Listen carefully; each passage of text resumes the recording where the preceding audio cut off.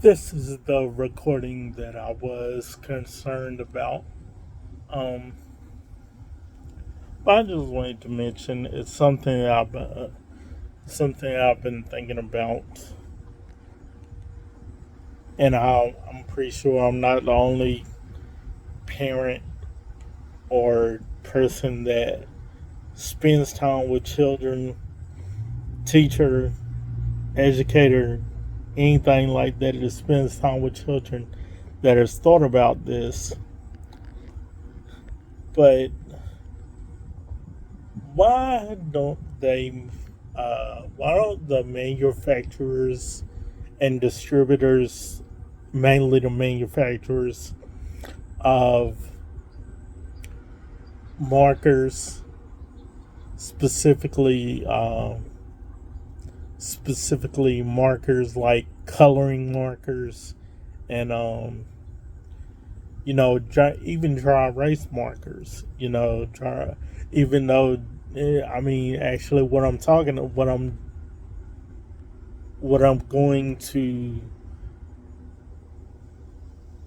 what I'm going to state, actually, the people that do handle the dry erase markers on the brand, I believe it's Echo.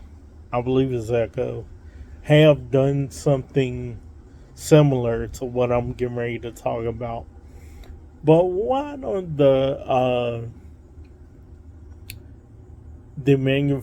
marker manufacturers like Crayola, um, that's the only one that comes to my mind at the moment.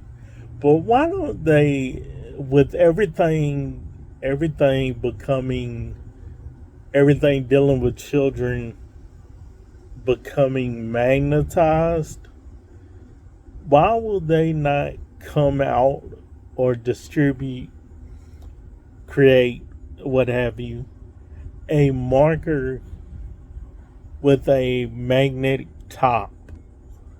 Like, just picture I have a marker in my hand. Picture I have a marker in my hand. So, at the top of my finger is the top of the marker. Within the top of the marker, you put a you you put a little magnet in the top of the marker, and then you finish creating the marker, however that process goes, and make the top of the marker magnetized also. So if you place the top of the marker on the top of my finger, it's magnetized. And now I know parents, educators, anyone that deals with children, especially children that are artistic, would love that. They really would, because I mean, that means that means it cuts down on waste. It cuts down on markers drying up because the child has lost the top to the marker. It cuts down on a lot of those things, and I will not on both of those things. I'm sorry, on both of those things. Now I know that the media says we went through a population decrease, especially here in the United States, around the time of COVID and COVID shutdown and whatnot. Um, but don't come at me and say there's not a big enough market for it, because that's what I was thinking at first. Maybe they think it's not a big enough market for it. But if you think about all the parents, all the educators, all the paraprofessionals, all the people in the country, let alone the world, that deal with other people's children and their own, who like art and artistic things. Why would you not do this? It would be a win-win for everybody, because it's not like people are not going to buy like one pack of markers, of these magnetized markers that I'm pitching, and then say, that's it.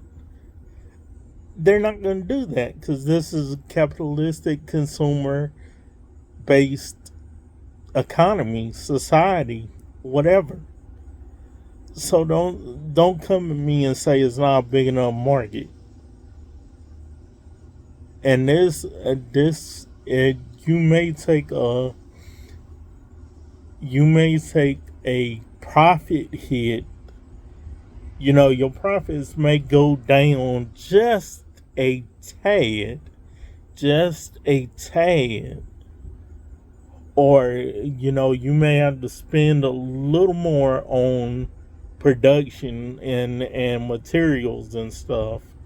But this is a win-win situation. Why would you not come up with something like this? It boggles the mind. As a parent and an educator, it boggles the mind. Why would you not do that? And an individual with disabilities. That's another thing, another accessible product, you know, that makes things easier. I am a I check so many boxes, it's not even funny anymore. I'm a black, I'm black, I'm a male, I'm an individual with disabilities, I'm a low income individual, and I'm an educator. What that's so many boxes. What is, I'm not the only person in the country, let alone the world, that checks that many boxes. I know I'm not. I know I'm not. But I'm done.